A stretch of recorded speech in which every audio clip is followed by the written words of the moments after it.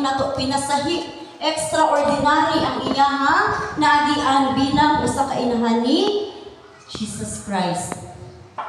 Mao gani nga sa atong katolikong pagtuo gihimo nato siyang modelo.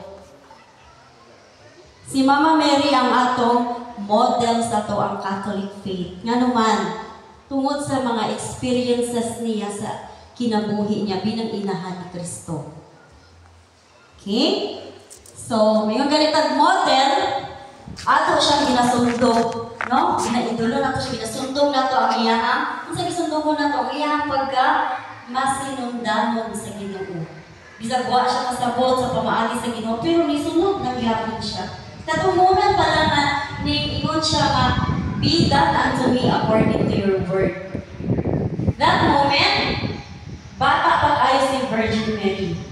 Mga nasa teens lang yan, between 12 to 16 years old lang yung edad ato. Giingnan siya sa anghel nga magmabdos kada lang sa Espiritu Santo. Wala siya kasabot ato. Abi ninyo, nalipay siya ato?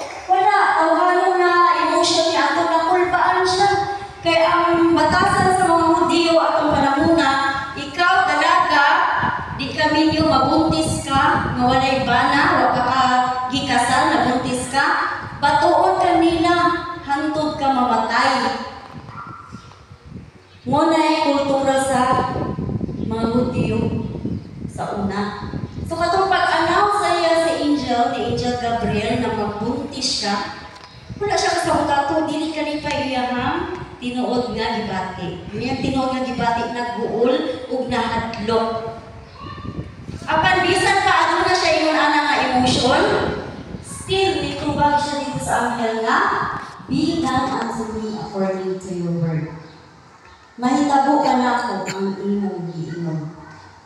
That moment, mauto ang nakapahimo sa iya nga, the first disciple of Jesus Christ. Mas nauna pa sa mga apostoles. Di ba mga apostoles, tinatawag ng followers of Christ? Ang unang nag-follow kay Christ si Mama Mary. Muna gihimo na po siya sa atong simbahan nga modelo sa ato ang katolikong pagtuo nga wala na nga pagtulunan sa laing relihiyon. Other religions hate Mary. They love Jesus Christ.